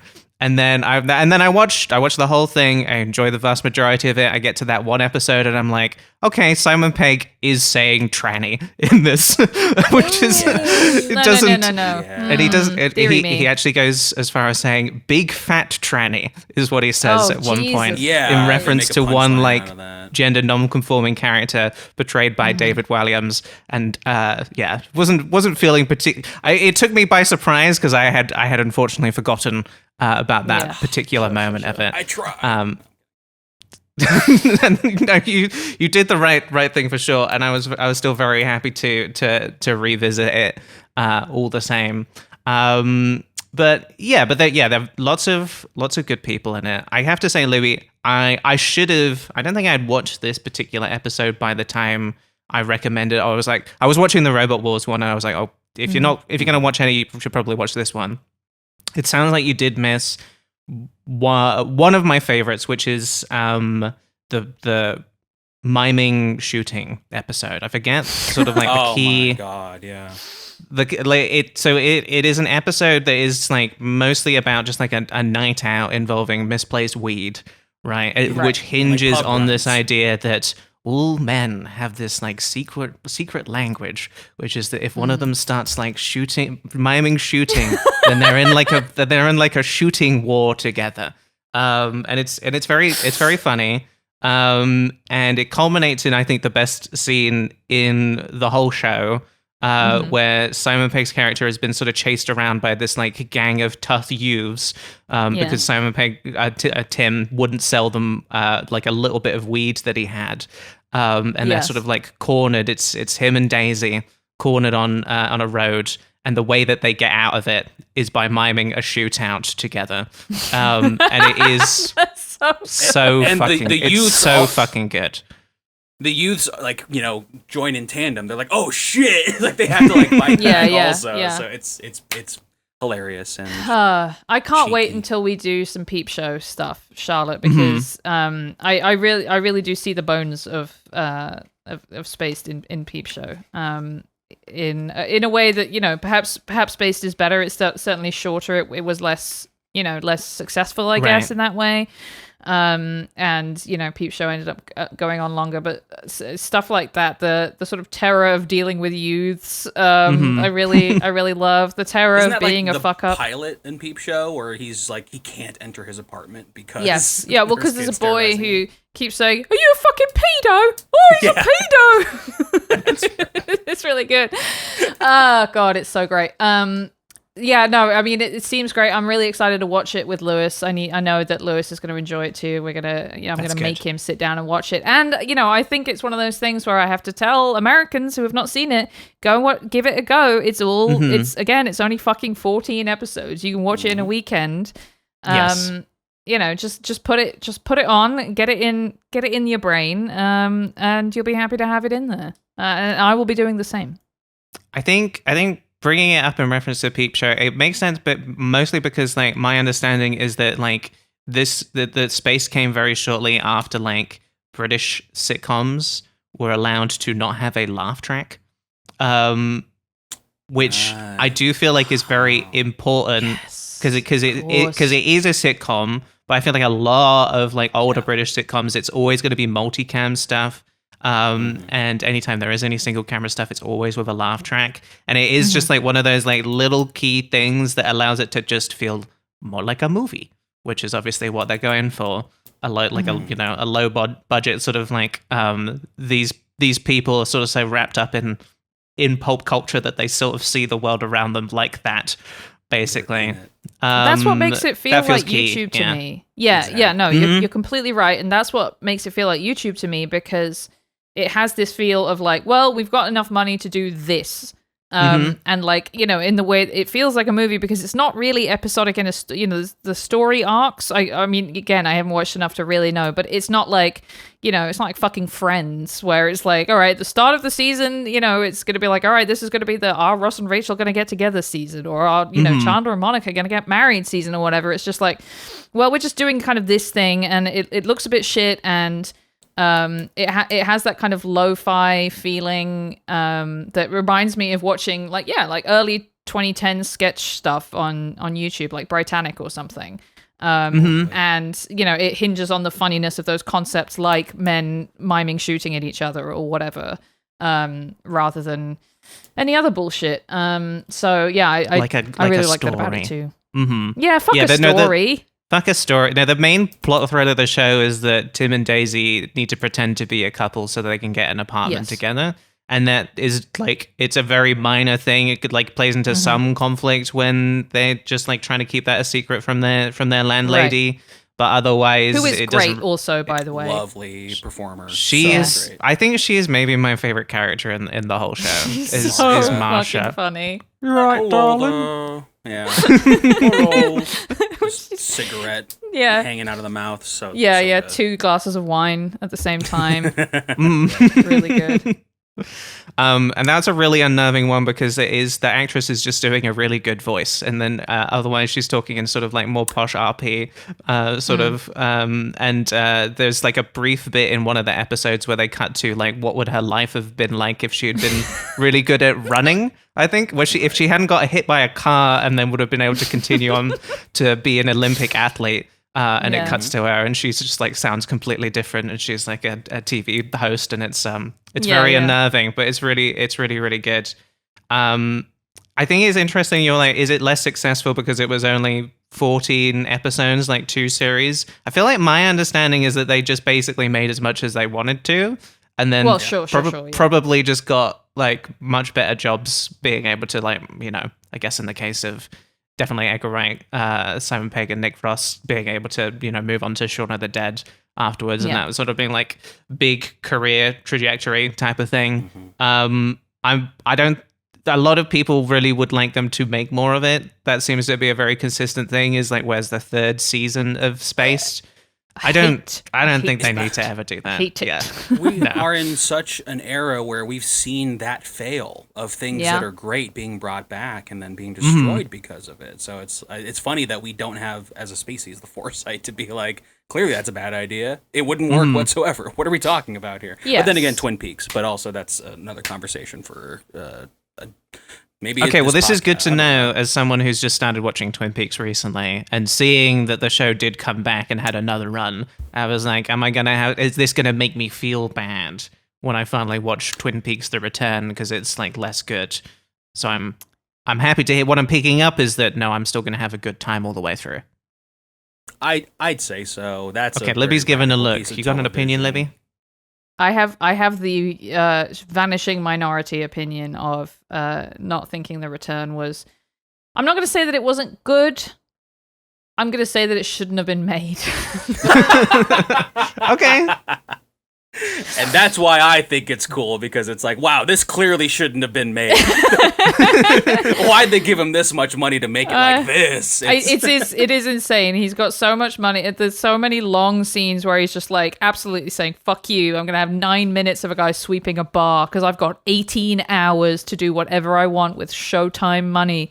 And, you know, obviously, whatever David Lynch wants to do, I'm in favor of it. But, I have an unbelievably high standard for bringing back something that was good and that ended well and was not cancelled. Like, it's one thing, I think, when something is like cancelled before the writers had a chance to tie up a loose end or something. You know, like Freaks and Geeks, for example. Although I think the end of Freaks and Geeks is perfect, but you're right. You know, something where still devastating. Yeah, absolutely. You know, something where it's like, well, you know, the story should have ended some way, but because of, you know, some executive lost their job at a TV channel at the wrong time, we don't get to know, you know, the rest of it. That's one thing. But when it's like something has, you know, like a really perfect tied together ending, and then a combination of fans saying, I want more of it though. What if it was more? What if I had more of my nice thing? And I guess, like, you know, writers needing money and studios being stupid and it being like hard to come up with a new idea. You just end up with more of it, and it just depresses me. It depresses me. I don't think Space Season 3 needs to exist. No, absolutely not. That's my feeling on that.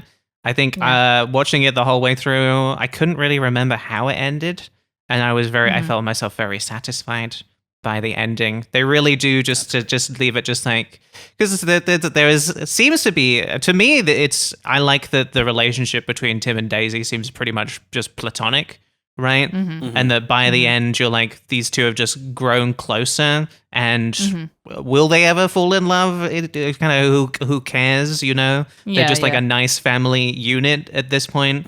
And it's like they are in love, and that doesn't have to be a certain specific way or whatever. Right. Yes. Like that's no, absolutely. They are a couple, even if they're not attracted to each other, and that's nice. I like that. Yeah. That's just like a nice thing that's a nice story to see. Absolutely. I enjoy that part of it a lot. Yeah. Spaced is, I think is it time? Should we rank? It's rank time. Spaced? Okay, we're going to rank Spaced on a supermarket-themed tier list. British supermarkets, with S being Waitrose tier, A being Marks and Spencer, B being Sainsbury's, C Tesco, D Morrison's, E Asda, and F Iceland. Libby, you've seen 3 episodes. Based on what you have seen, seems like you like it. Where are you going to put Spaced? I'm going to put Spaced in. I mean, this might seem premature, but I'm going to put it in Marks and Spencer's because I'm pretty sure that when I've watched all of it, it's going to be Marks and Spencer's for me. Perhaps a more sensible place to put it would be Sainsbury's, but I'm not sensible. I'm kind of the crazy one of the podcast. I'm always doing something absolutely mental, and you don't know what I'm going to do next. I could do something crazy. I could just get my tits out, and no one can predict it. But I haven't done that yet. So I think it's obviously very much my sensibility. It obviously influenced stuff that I like. It's one of those things where I sort of wish there had been more stuff like it, but there's no way that there will be more stuff like it now because it is so of its time. But that's fine. That's just part of being alive. I'm excited to watch the rest of it. I'm putting it in Marks and Spencer's. Well, I mean, similar to, I wanted to bring up again the Blackadder episode, because I did think to myself, okay, this is something again that I'm like, this is, like I said, foundational to me. Had a lot of like love and admiration for. I just really wanted you to like it, Libby. I'm just really happy. I'm really relieved that you're like, oh, it's good. That's really nice. That means a lot to me. I'm happy you liked it. And I think you are right. It is Marks and Spencer's tier. I think part of the reason it is so good is because it is a bit shit and the ambitions are higher than sort of like the ability. I do love that about it. I can't put anything in Waitrose tier if they say tranny. I can't do that. I can't do that. That's such a shame. But that's ultimately fine. It's really nice to watch it and sort of see like it's like, you know, as someone who I'm always gonna have a soft spot for Edgar Wright. I haven't seen Last Night in Soho because I sort of heard that the way it portrays women is really bad. Again, another point of why you need to be working with Jessica Hynes more, maybe, or just with women, just generally speaking. But again, sort of like in terms of just like learning filmmaking language, I feel like I got so much out of it, and it's lovely just to see the genesis of that. So it's Marks and Spencer's for me. Rocky, where are you gonna put it? It's like a Ralph's. Y'all got those there? Okay, wow. It's like a John's. No, I was really expecting it to be higher than Ralph's, but that's okay. Rocky, I'm gonna pull this up for you so that you can have the names in front of you, because it's okay if you don't know everything that I know. Yeah, this is a new thing that we're doing is helping our guests more remember all of not have to remember all of the British supermarkets. That's very considerate. That's very nice. Yeah. Waitrose. I never went into a Waitrose or even a Marks and Spencer's, honestly. I've seen a Sainsbury's, and more likely to be surprisingly good than bad. I would put it in Marks and Spencer. I also agree that it is, sullied by time and society's greater prejudices, unfortunately. Like a lot of things in culture, unfortunately. But I am totally with you in terms of how formative it was and how it reaches forward into time with YouTube and the aesthetic that kind of pulled. In fact, just making everything look like the inside of your brain. This is kind of one of the, like, I don't know, it's like a blueprint a little bit. And this is a lesson that I've never forgotten, which always has made Edgar Wright someone I always admire, even if he 100% has suffered for his lack of collaborations with women and just his kind of like very juvenile perspective as a guy. And just, you know, when you have people who are making things that are like so puzzle box and so specific with its like the way it moves and the way things like function, you can kind of lose sight of the people that you're working with as collaborators when you need them to do the thing that you want as opposed to how they would do it. But incidentally, a piece of advice he would give in like the DVD commentary for this and for Shaun of the Dead and whatever, like his like early like career high points, is to essentially steal from your favorites. And then what comes out in the wash when there's the inherent disconnect between what you admire and what you're able to put out, the synthesis in the middle that is technically a failure is you. And that's great. You know, it's like this thing of like, that's not a bad thing. That's just what only you could have put together. And I think that's such a novel way to look at ideation and whatnot. Obviously, with the YouTube thing, like for better or worse, there's a lot of elements of this kind of storytelling and filmmaking that maybe don't. I'd like to not have maybe be part of our society. You know, I could do without some of the things. Can breathe. I've grown an appreciation for slow cinema and things over the years. This is why I found myself loving Twin Peaks so much, as I was just like, this is I love how much this guy just fucking takes his time, you know? It's so pleasant to me. And Spaced is fucking dense as fuck, especially that first season, I think. It's just jokes, and it's so fun and I don't know, really of its own. And also, like, just like I'm just looking through my notes from earlier, like I like that it's about poor, alienated folks who aren't necessarily, you know, like they're all kind of on their own, and then they have found family with like the place, the space, as it were. Yeah. And folks who are watching haven't seen Peep Show, just wait for the American remake. I'm sure they'll get all the good stuff in there. Oh, I should say they did try and make an American version of Spaced. No, they didn't. There is a pilot that does exist of it. I thought about watching it. I just watched the like intro, like the sort of like their version of the first scene with Tim and Daisy at like the window. And I could not even get through that. It was so bad, so hard to watch. Don't bother. The most interesting thing about failed American remakes of British TV shows is seeing who was cast in them. Because obviously it's going to suck, but it's like, wow, they put Joel McHale in the Chris O'Dowd role in the IT Crowd remake. Fascinating. Yeah. Would they put in the Richard? They have Richard Ayoade still. Okay, fine. Well, you know, there's also... Okay, well...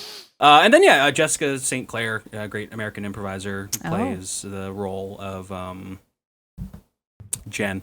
And, let's not talk about that show or the person who created it anymore. Let's go back to my notes here. Bath plus Wells. I love the pubs.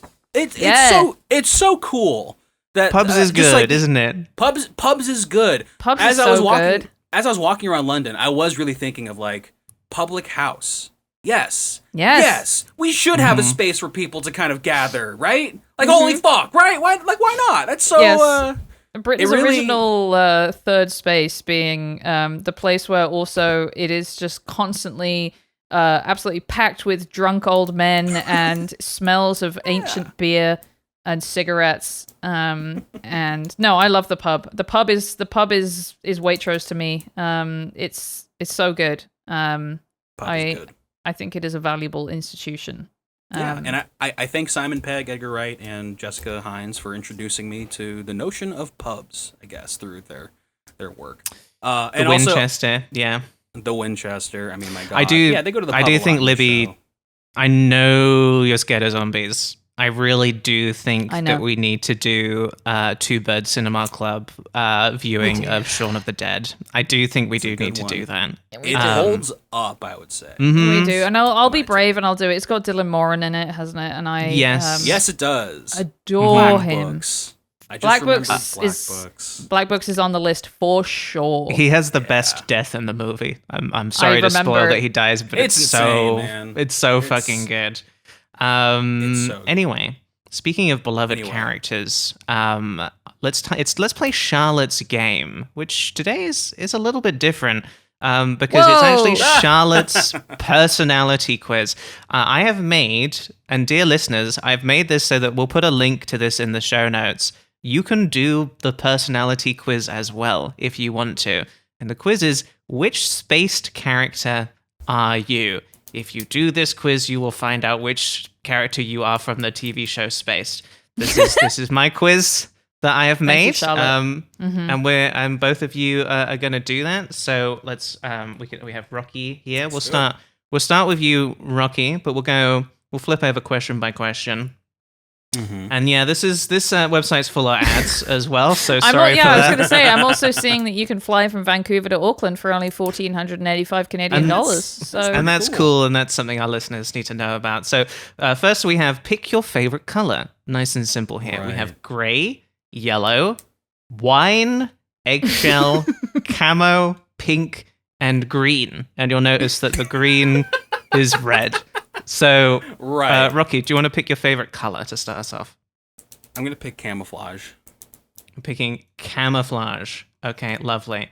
And then let's do Libby over here as well. Okay. In a different tab. What are you picking, Libby? Well, I mean, look, my real answer and also my joke answer is the same, which is wine. It's wine. A great color of wine. Yeah. It's a really nice. I was thinking how nice that would be to have like a study or something in that color. I've been playing a lot of House Flipper too, so I'm thinking a lot about decorating.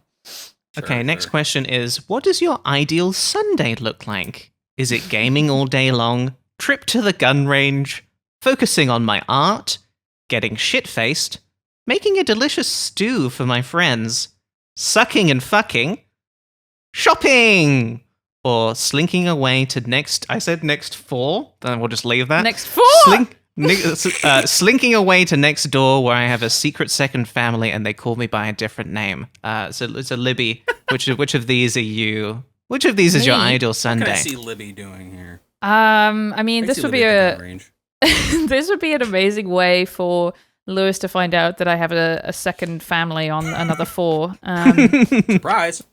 But I do... Now, I mean, obviously, my ideal Sunday... I'm actually going to say that making a delicious stew for my friends is probably closest, because I like to do my big grocery shop and sometimes my meal prep on Sundays, and I do like to make food for my friends. So let's say that.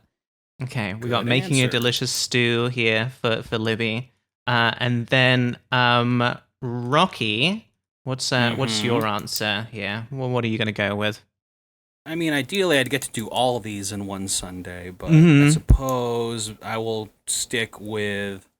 The truth of the matter is, if I just let my body decide to do what it wants to do, I'm probably gaming all day long, TBH. Yes. Okay, so as much as I'd love to focus on my art and even shop, but... I think it's probably... go to the gun range. I'm sorry.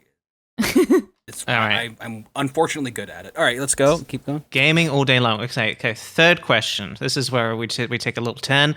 You have entered a made-up fictional alternate history world that does not exist, in which Hitler has become the president of the United States. How do you kill him? Number 1, walk right into the White House wearing long leather coats and sunglasses and shoot up the place with a million guns. Number 2, become super hot and get Hitler to fall in love with you and murder him in his sleep. Number 3, beat him in the next election through the power of democracy and then bring back being hung, drawn, and quartered just for one day and just for him. Or number 4, bite his balls. Rocky, which of these are you going to pick? Should be his ball. He famously only had one. Oh, really? Well, there you go. Dang, I forgot about that. Wow. Yeah. You keep reminding me of that, too. Frequently and often. No, I'm going to go with... Golly. I mean, they're just all such good options. I'm going to go into the freaking White House and I'm going to it up with a whole bunch of guns. You're going Matrix mode on it. I'm simply following my gut, yeah. Okay, Libby, what are you going for here? I do have to say that I am also walking into the White House wearing long leather coats and sunglasses and the place up with a million guns in this personality quiz that we are doing right now. Yes. Which is about a made-up fictional world, this particular question that is not real. That's quite right. As well. Mm-hmm. Yes. All right, next question. What would your job be if you weren't really famous on Twitch and or your podcast? Would it be journalist, fashion, crossing guard, landlord, artist, or unemployed? Libby. Now, I mean, look, obviously, if I was feeling in a good mood, I would say journalist, wouldn't I? Because that was what I did before. But I think the real answer is unemployed, because there's no fucking way in hell I would ever get a job as a journalist again. So let's be real, it's unemployed. All right, that's unemployed for Libby. You're picking journalist, but it just defaults to going unemployed. That's true. I would be an unemployed journalist, exactly, yeah. And me, I would be an unemployed artist. I just kind of know myself. I would be... I don't even think I am. Definitely would be. Is it? No, I'll be an artist. I'll be an artist. I'll be an artist. You're gonna be an artist? One of us should be kind to ourselves, I think. Live my life doing odd jobs to make up for my lack of successful career. You know. Okay, question number 5. No. Who is your favorite go-off king, Stefan or JF? Okay, Rocky. You've got to pick one. I mean, Jesus. This is so fucked. I haven't gotten to hang out with Stefan enough, and I've hung out with JF too much at this point. Yeah. You've got to pick one. I'm going with Stefan. Okay. Rocky's going with Stefan. Do you really spell it favorite with a U? I don't pay attention to any of my spelling. Thank you. Okay. Which one are you picking, Libby? That's my favorite aluminium. we all have a favorite aluminium, don't we, folks? Mine is foil. How about you guys? Foil's up there. Foil's up there for sure. Stop avoiding the question. Which one do you prefer? Oh my god, I feel like I really have the gun in my hand right now. I think because Rocky said Stefan, that makes it easy for me to just say JF. JF, it's JF, easy. But only for balance reasons. Okay. Yeah. The Garv King you did not choose has been locked in room 101 and will emerge forever broken and changed by the thing they hate and fear most in the world. What would be in your room 101? Is it zombies? Calling it a chicken burger? Is it only friend is ChatGPT with Professor Snape's voice? Is it dressed as Spider-Man on Mafiathon reading out subs while Kai Cenat sleeps forever? Is it explaining life choices to dad? Or is it no walkies? Oh, the dog. Okay, the dog is... the dog. Right, I understand now. I understand who that is now. It could be anyone. Yeah. Oh, man. Okay, sorry, who's going first? This is you, Libby. You are. I mean, really, the answer, although I am chilled to my very core by thinking about being on a Kai Cenat stream, I do have to say zombies. Zombie scares me most of anything. They're so I know you hate zombies. Horrifying. Okay, Rocky, what are you picking? It's between Spider-Man and choices to dad, but I feel like explaining life choices to dad is going to be, though painful, ultimately a catharsis that I think anyone would like a chance to get, even if it does seem like a hard thing. So I'm going to go with dressed as Spider-Man on Mafiathon, reading out subs while Kai Cenat sleeps forever. That does feel like the kind of bad end for all of this, I'd say. Yes. That is hell in a traditional thought. The actual Spider-Man that reads out subs while he does Kai Cenat's stream. Shout out Office Drummer if you're watching this also. Anyway. And thank you for subscribing to the Patreon as well. Okay, nice and easy one. How do you take your tea? Black milk, sugar, milk and sugar, herbal, coffee, or water? Rocky? How do you take your tea? You know, I am kind of new to hot tea. So I'm going to go with water. That would be my instinct. Okay. That feels so wrong for this show, though. Sorry. Oh, that's fine. No, that's... What are you going to... We embrace all comers. And I wish I hadn't said it like that. Milk. Just milk. Interesting. Okay. Just milk for Libby. Okay, next question. I find it easy to read between the lines when someone is talking to me. This definitely is from that agree, quiz. agree, slightly disagree, or definitely disagree. Slightly agree. this is from Libby. the autism quiz, right? This is directly from the autism Yeah. quiz. This is. Libby I literally slightly just took this from the agrees. autism quotient quiz. Yes. Okay, so I would say okay, here's the problem is I think I'm really good at it. But I'm learning that I might be actually reading too much into what other people say sometimes, and that Okay. not everybody is constantly thinking about how awful I am. So I in the spirit of making progress, I will say slightly agree. Okay. We're going with slightly agree. I Yeah. appreciate the honesty. Rocky, what would you like to go for here? I'm going to go with slightly agree as well, though I cannot, Okay.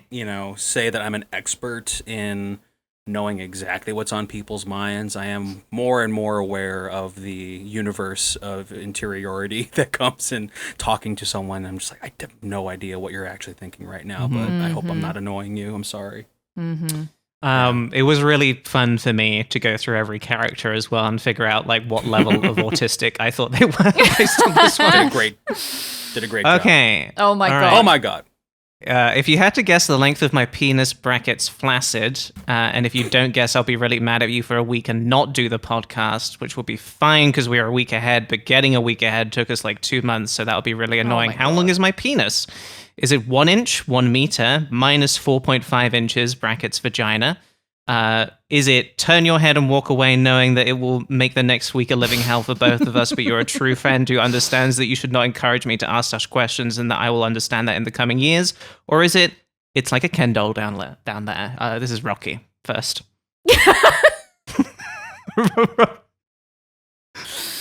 Right. This is the meanest thing we've ever done to any guest. The nicest guest we've had, and this is the meanest thing we've So done. nice. Truly. So nice. I'm going to go with 4. You're going to go with Not minus negative 4.5 4.5. inches? Not negative 4.5. No, I'll go with. Oh, you're going your head and turn. You're going I'm to turn your simply head and walk turning my away. head and walking Yeah, yeah. away. You're going to, okay. All right. As much Fair as I enough. enjoy it, like a Ken doll down there. Okay, Livy, which one are you going for? I want to convey to you that there is a small part of my brain that believes that this is real, and that I'm actually at risk of fucking up our podcast schedule for us. And I want to just acknowledge that that is not true. I'm and that part of changing my your brain answer on is- the autism question real quick. Go ahead. I am gonna go. I'm gonna turn my head and walk away because I think a week off sounds nice. It would be nice, wouldn't it? It would be nice Yeah. to take a week off. When are we ever gonna All right. have a week off? We're never gonna have a week off again, as long as the podcast goes on. Final question: which space character do you think you are the most like? Livy, which space character do you think you are the most like? Is it Tim, Daisy, Brian, Mike, Marsha, Twist, or Colin? I'm Daisy. As previously mentioned, I believe I am Daisy, and one day I will be Marsha, but right now I am Daisy. Okay, Daisy it is. Rocky. You need to download Privacy Guide for Chrome, by the way. I know. Look, I have ad block on Firefox, which I use, but not on Chrome, that we have to use for the podcast because StreamYard just hates it if we use anything else. Right. Sorry for all of the ads. Rocky. I want to say I'm Tim, but I think I'm like Mike. You think you're a Mike? Which space character? Which Mike space is the- character Mike's- do you think? Sorry, this is just Oh, I'm trying sorry. really hard to get a really bad joke off. Oh, good. No, I go want to ahead, hear it. Libby. I'm here. Put your hand up, Libby, and then you can do it. Okay, Libby? Which space character do you think would be most likely to not wait and take payments today with Square? Accepting every major payment, managing your cash flow, and growing your business with Square. Time is money and your time is now. Right. Which one do you think it is? Oh. Probably Daisy. Yeah, probably Probably Daisy. Daisy. Yeah. Probably Daisy. I'm going to say I'm like Tim. You're going to pick Tim? even out the playing You field. think I'm you're gonna like pick- Tim? I think Okay. so. I think his most pathetic impulses, I'm like, oh, God, yeah, that is. All right. Let's find out which space character you are. Mm-hmm. You are Mike. Wow. Yeah, I saw this coming. Okay, Yeah. so you're a gun guy. You love guns and shooting things with them. You're a good friend, though, but you really shouldn't have taken that role as Hagrid in the new Harry Potter TV show because you've played a really key role in my formative years as a filmmaker. Now I'm being forced to reckon with the fact you're simply a flawed human who cares more about money than trans people. Also, you have a cool knife. And then there's the picture here. He's got a cool knife. So that's you, Nicholas Rocky. Frost. That's tough, Rocky. I'm really sorry. I didn't know that Congratulations. he's doing Yeah. that. Great. Yeah, Awesome. he is doing that, unfortunately. So that's pretty cool. And then, just for balance, Simon Pegg is playing a role in the new Harry Potter full cast audiobook as well. Oh, So it's okay. it's Golly. all bad, baby. It's all bad. All right, Libby, let's see who Yes. you are. Mm-hmm. Yes. You got Daisy. So it says here, Libby, if you get this one, I'm really sorry, but it means I have perfectly designed this personality quiz. Daisy is really funny and genuinely underrated, which means this might be the best one. All you have to Wow. do is get off your ass. You have a great ass, by the way. And maybe one day you two could become a real journalist writing for the women's magazine Flaps. So there Is you Flaps go. from the show? Yeah, Flaps, it's a Flaps magazine is a she's, women's like, magazine that she goes for a job interview at several in the times, I show. think. It's really, That it's is really, really so fucking funny. funny. Yeah, It's- no. God It's great. damn. It's a really good show, except for one episode. Yeah. Yeah, and you know, exactly. and you know who's not in any of the Harry Potter shit, unless she is, and I haven't checked. God, I Jessica hope not. Hynes. Mhm. Boy, I hope she's not. Oh, My girl. crossing my Let's fingers. Yeah. Let's As get an her on the pod. American, I will say you should. As an American, I will say from a distance, Law and Order. Harry Potter has the same function as Law and Order in the UK, kind of.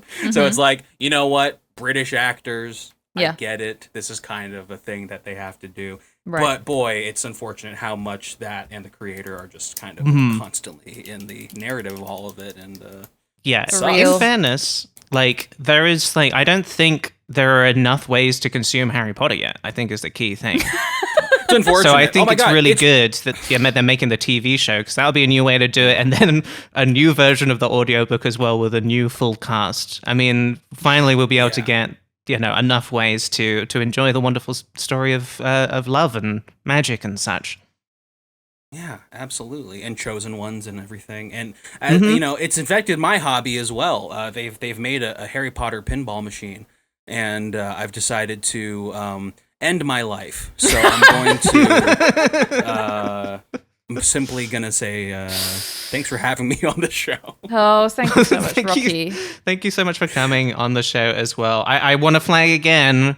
It's a real quiz. Sorry about all the ads on the website, but if you actually want to find out what spaced character you are, you can simply take the quiz and see what comes up. Rocky, thank you so And much. You should. You should because I put a lot of I wrote this whole thing on my morning walk today. So I put Wow. Very I simply put impressive. so much effort into it. Rocky, Kudos. would you like to Oh. talk about yourself, projects that you would like to promote and such? Sure. Thank you. That's very nice of you. I made it to plugs. Thank God. I was not paying attention for the last hour and 53 minutes. No.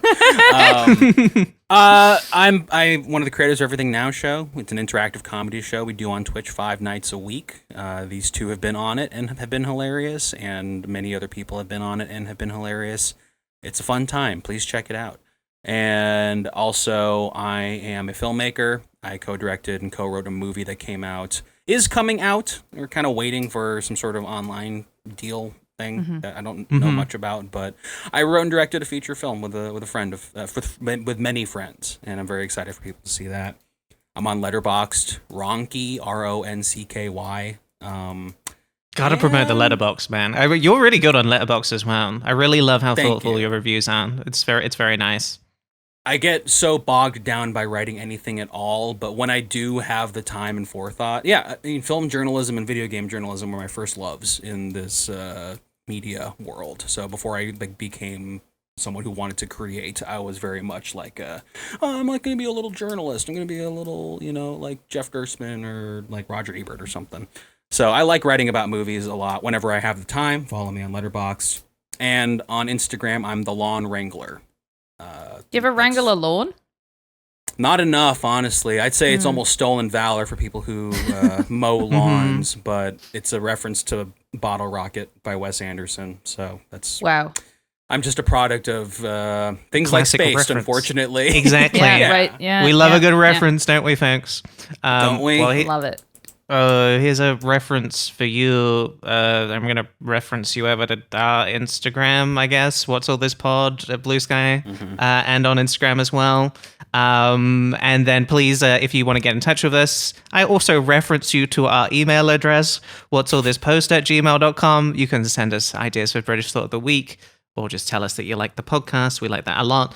But maybe most importantly, if you would like to support the show and listen to all of our wonderful bonus episodes and get video episodes as well. I mean, there's so much good video stuff today. Let's show those hands again for the lovely video watchers. Oh, they love it. Oh, that's worth the $8 a month, is it not? They're doing something crazy right now, these hands. Oh my god. Rocky getting out the fucking gloves. Those are crazy. Those are some big fucking gloves. Those are some gloves for like lawn wrangling, I have to say, honestly. They look like they've wrangled some lawns in their time. Absolutely. Can you believe that the Everything Now boys didn't want this in the studio anymore?